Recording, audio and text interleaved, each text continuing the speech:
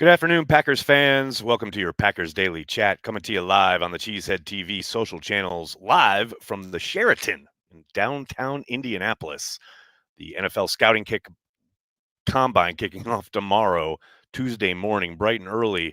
Local media from Green Bay will be assembled at 8:45 to speak with Brian Gutekunst, and then Goody will take the stand, the podium, if you will, at 10 a.m. local time. And I'm sure we'll have lots to talk about after Gutekunst speaks into several microphones at once and disseminates whatever information prior to the kind of start kickoff, if you will, of all the prospects running, jumping, climbing trees, doing all that fun stuff they'll be doing later in the week. I am here throughout Thursday. Bill Schmid from 97.3 The Game will be joining me tomorrow. He gets in town tonight. We'll be doing Care of the G live from Radio Row here in Indianapolis at the convention center. Going to be a lot of fun. Thanks to everybody here for tuning in. Got a bunch of people already lining up and chatting. So good to see all the regulars. The scouting combine, I do want to kind of note, because I talked about this with Billy on the radio last week, and I just want to kind of say it here for our Packers Daily viewers and listeners. I understand the misgivings about the combine and how valuable it may or may not be. But you have to remember what it is born out of, which is a centralized area for all 32 teams to gather and get the information necessary when it comes to each and every prospect that is invited, when it comes to medical, uh, being able to interview face to face all of these young men, and the athletic testing, obviously, which is the thing that has become kind of the face of the combine, and the NFL has produced an entertainment around it.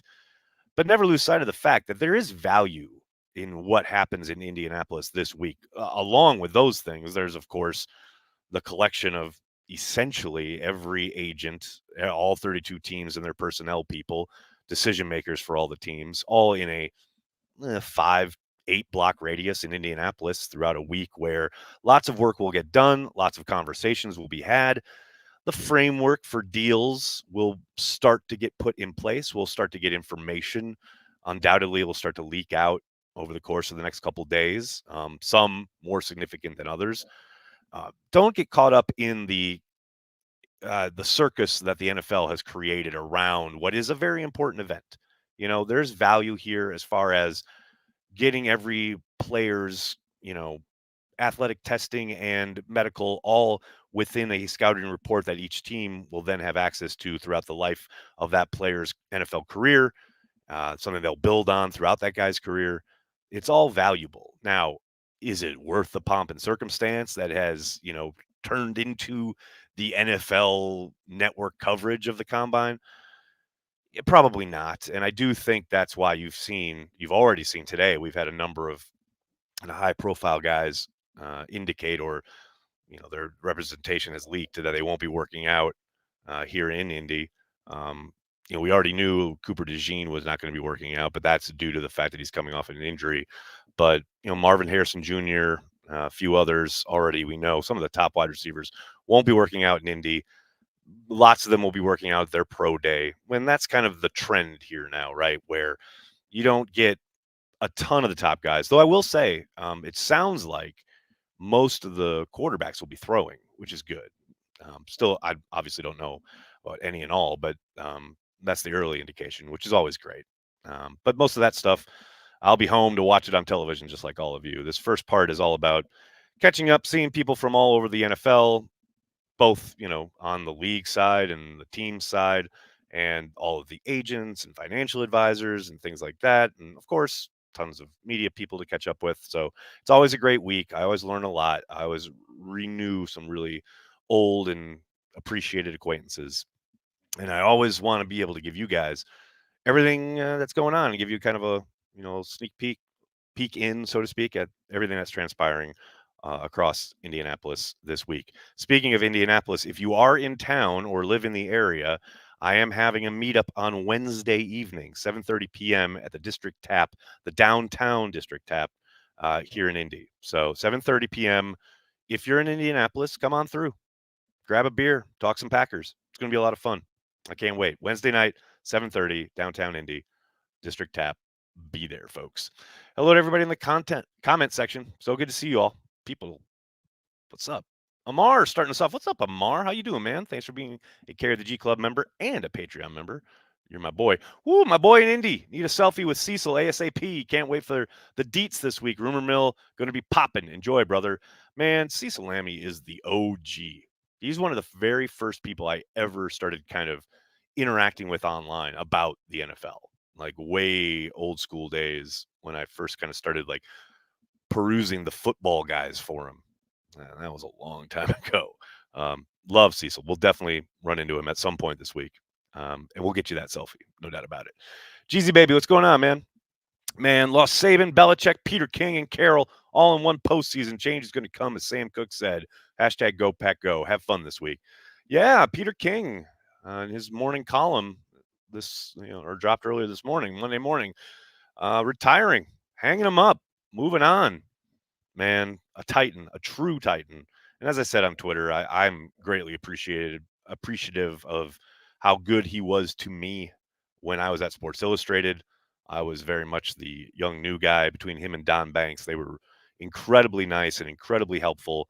Um, to the point where like anything going on with the Packers, they were always texting or calling me and asking, "So what do you think about this? And how do you think this kind of affects things one way or the other?" And blah blah blah. And they were always very, very, very um, open and helpful for a guy who had just come in to help on the video side, which was all very new and very different from what they had been doing.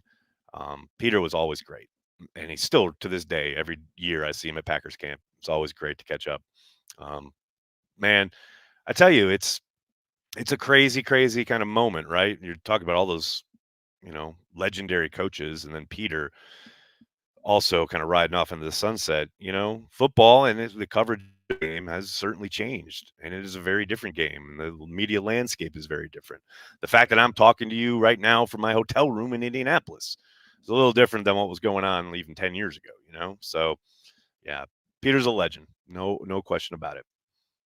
Nick D, what's going on, man? Thanks for the super chat. I feel like with Mike Neal's strength, if he would have bulked up to 320, 330 pounds, he would have been a better career. Go Pack. Man, this is why I love this chat. Only on Packers Daily can you get a random Mike Neal super chat. I mean, yeah, sure. If he would have bulked up, sure, probably would have helped. Always interesting to see how quickly he just kind of faded and fell off the radar, not only from the Packers, but the NFL in general. But yeah, I always thought he was underappreciated. I don't know how much more of a ceiling he had, but he was a good player, better than probably most remember. Menace, what's going on, man? Random Packer of the day, Travis Jervey. Is Travis Jervey really random though? At this point, he's kind of like a cult hero. The fact that most nerd Packers fans like ourselves, you say Travis Jervey, you already are thinking about that, lion or tiger or whatever he had in his room at his house that he kept as a pet, like pretty much everybody knows Travis. I sold Travis Jervey a shirt at the Polo store in Oshkosh. True story. So, Travis Jervey, is that random? Come on, let's do better. No shade, Menace, but let's do better. Matthew, what's going on, man? Evening, Nags. Hope you are well. I really hope we continue to build the trenches in the draft. Unlucky yesterday. You should have scored 10. Go back, go. You know, why you got to go there, man?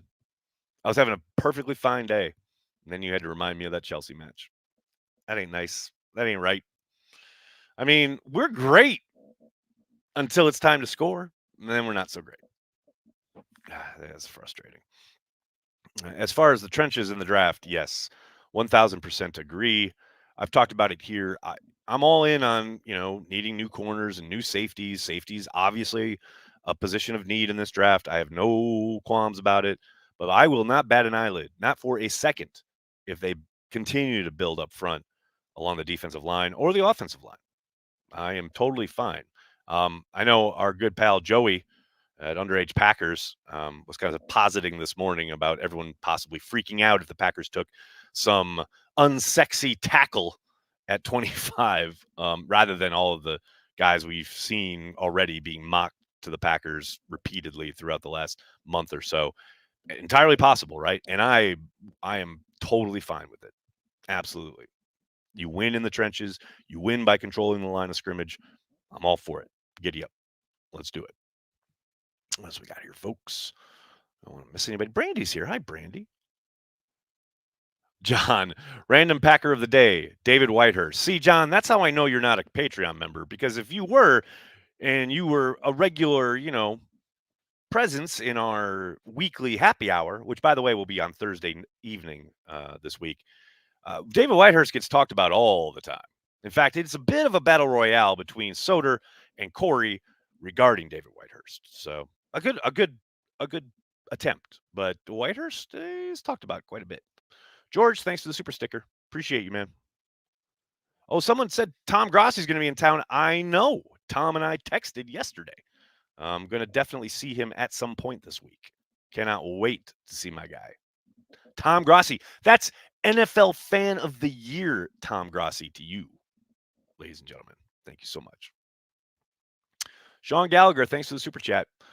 What's the next infrastructure project you'd want and think the Packers will do? Maybe north end zone seating or more car parks, extend Titletown?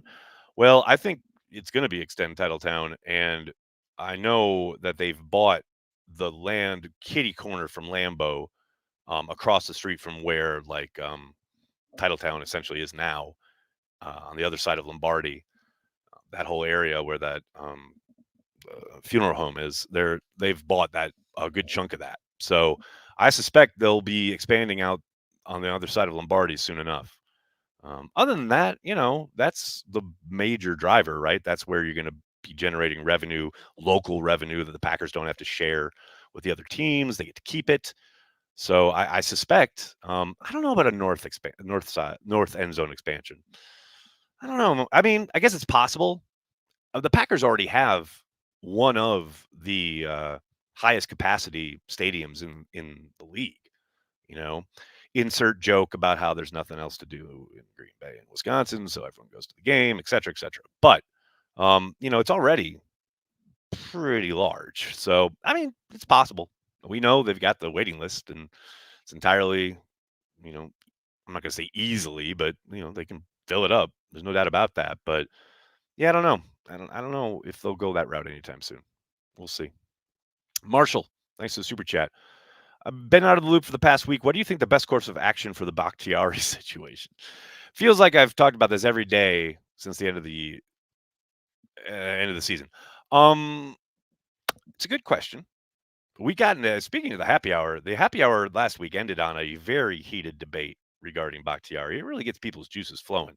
Look, I understand the financial aspect of it has most people in this modern era that we live in, where everyone is concerned about the salary cap and what players are making, what their contract is, what they're worth. Everyone has a pretty strong opinion about it, but I'm fine either way. I understand there is a dispassionate, reasonable case to be made for, yeah, it's probably have to adjust, not only adjust his contract, but if they can't get a significant adjustment for what he's slated to be making, probably they're going to release him. He'll be on his way and they'll move ahead, right? But I also won't be upset if they figure something out and the Packers and David come to an agreement where they adjust the contract, maybe reduce his cap hit, and they roll with him at left tackle for the next X number of years, right? Of course, it's going to be probably a significant investment. He's David fucking Bakhtiari. He's going to be a Hall of Famer, and he's a 5-time All Pro. You've seen when he's on the field, he's still that guy. There's zero doubt about it. He's still that great. The question is he healthy? Can he stay healthy? We all know this. I understand there's lots of Packers fans who have lost their appetite for that potential risk, right? For me, I love him. He's a great player. I want him on my team. I don't give a crap about the financials. I mean, the Packers literally just dealt with a $40 million cap hit for a dude who didn't play for them last year. All last season in 2023, they were carrying a $40 million cap hit for Aaron Rodgers. I'm fine having to deal with whatever the cap hit is for David Bakhtiari to actually play for my favorite team, because he's one of my favorite players and he's really fucking good. So I get it. Like I said, I understand I am very, I guess on the emotional side here, as far as I am invested in Dave. I really like Dave. I think he's a great player. He's a great dude. He's been a really great Packer. I want him to retire as a member of the Green Bay Packers. I also understand that's probably not going to happen. And it's fine. It's all good. All good in the hood. Remember the rumor Eric Tarkelson was related to Peter Tork of the Monkees? That is the most random thing I've ever read on this chat. That's pretty good. What's this? Nags, did you remember to pack sunscreen? We'll hit 70 degrees in Indy. It was like 69 today. What the hell, Indianapolis? And it's going to be really warm tomorrow, and then it's going to rain, and then guess what? On Wednesday, it's going to snow. I love that. I love being back in the Midwest. It's great. Happy to be back. Oh, it's so good. William, thanks for the super chat. I'm all for Bakhtiari staying. Dude's a baller. I also like the center from Oregon. I think he'd be an upgrade over Myers. Also, random Packer Tobin Rote. Ooh, that's a good one. That's a good one. Yeah, I like the center too. Oregon kid is really good. But yeah, I think they like Myers. So we'll see. He's got one more year left on his deal. He's cheap labor. Maybe he gets extended. That wouldn't surprise me at all. We shall see. Didn't Dave try to run you over? No, Mr. Mikey Riggs. That was TJ Lang. Cheeto, 69. Nice. Well played. Mimsy, how you doing, man?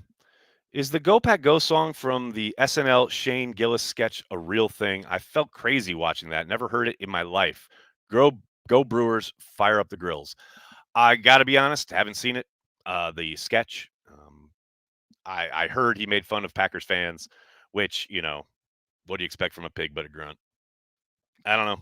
I don't find the dude funny, so I didn't tune in. But yeah, if you guys want to send me that song, I'll let you know. Sean, what's going on, man? What's the feeling about this class? Seems weak. What did you think of Warner's comments about the state of the college game? Hard to disagree. I'm really glad you brought that up, Sean.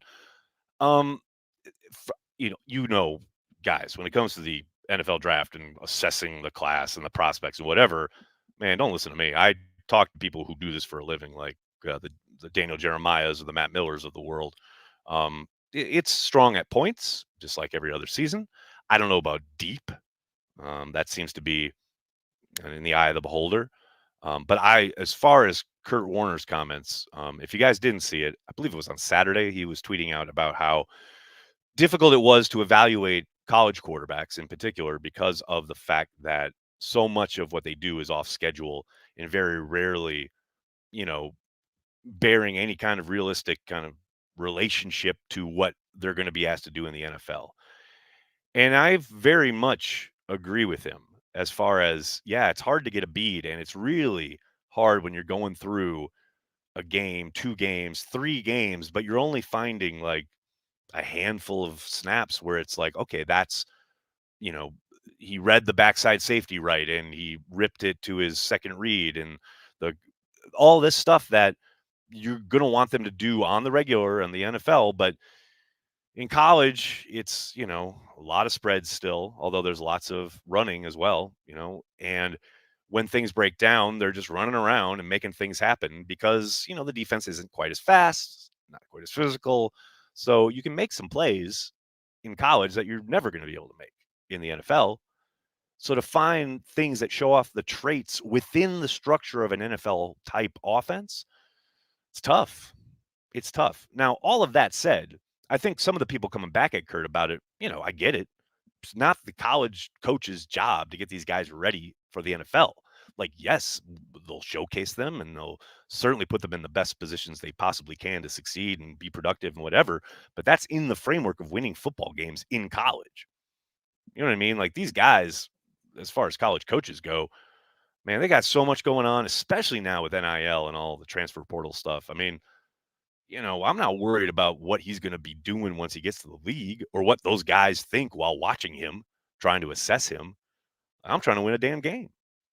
So, I mean, yeah, it's a tough kind of aspect of the scouting process, but that's also why it's a fucking grind, man. That's why these guys are professionals that do this. They're not doing it for the media. They're not doing it for some YouTube channel, They're doing it as their livelihood, trying to break this stuff down snap by snap, every single game, trying to get a bead on who is going to be, able to be developed at the next level. And by they, I mean scouts, right? NFL scouts. Oh boy, what do we got here? I don't know what this spam on Facebook is, but it's going to stop right now. Boom! Look at that. Random Packer, Robert Ferguson. Ooh, that's a good one. That's a good one. I like that. Robert Ferguson. You talk about a guy who never reached his potential. He was like ultimate tease, man. He'd have a game where, okay, you think he's putting it together. Mike Sherman maybe going to trust him a little bit more, and then yowza, yikes. Robert Ferguson, that's a good one. Kenny Illis, random Packer, that's a good one.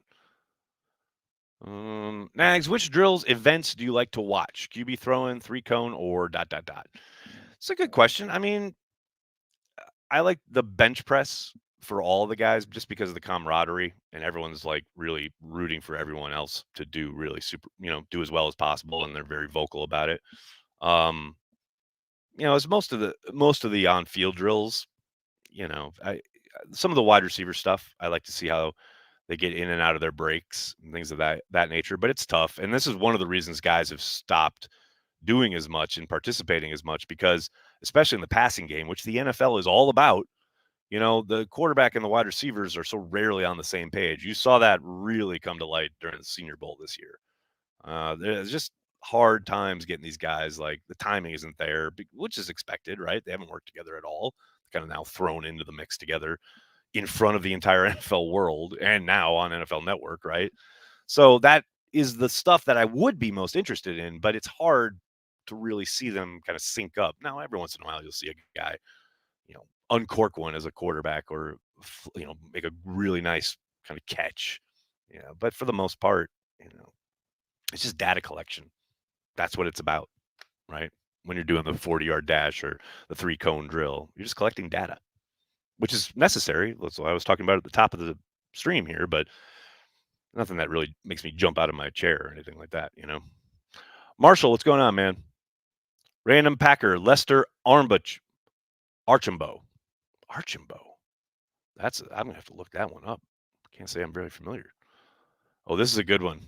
Robert, Random Packer, Kurt Warner. Well played. Well played. Was certainly in Packers camp for one summer. Brandon, what's going on? Can you explain why the 4-3 is much more likely for Gary LVN to have hands in the dirt versus 3-4 edge standing up? Why it's more likely? Well, by the nature of the scheme, 4 down linemen has those 2 guys on the edge with their hand in the dirt, hence down linemen.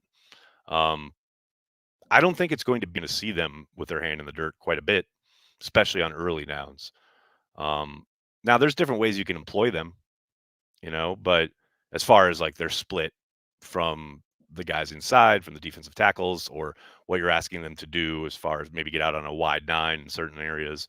But yeah, essentially, the 3-4 is you've got those guys standing up so they can turn their hips and run if necessary. And we saw lots of that with Preston Smith. Saw a little bit with Rashawn Gary, though not a ton, and a little bit with LVN.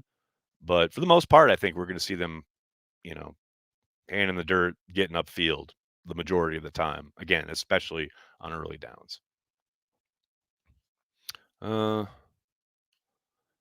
Andrew, what's going on, man?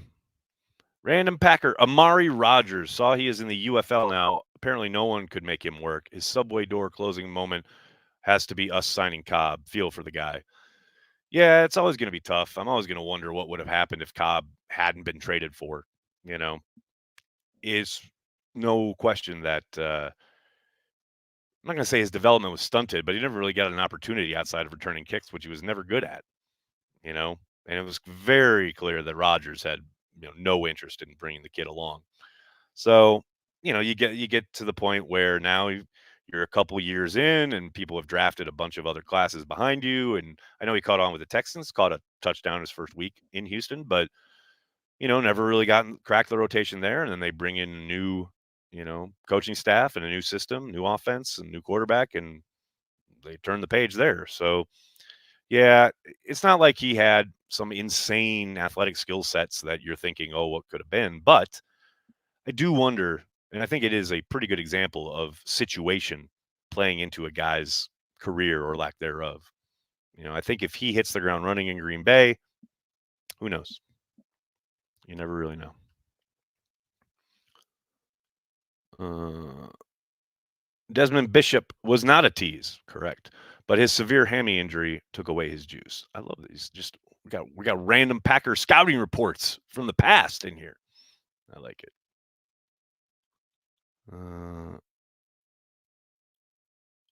Watch out for Jaden Reed. That's right. Chuck Mercine, that's a good one, Scotty. I like that one. It's time to sign BJ Raji out of retirement. Oh, there we go. Now it's officially a Packers Daily Chat. Brandon Miller, thanks to the super chat. Sorry, 4-3 scheme in nickel still runs edge with hand and dirt more often, to my knowledge, than 3-4 edge when in nickel. Happily mistaken if so. Well, no, yeah, 100%. 4-3. If you got a 4-3 and you're in nickel, you're going to be in a 2 down lineman situation. But don't tell Matt LaFleur that. It really depends on the opponent, I would suspect, right?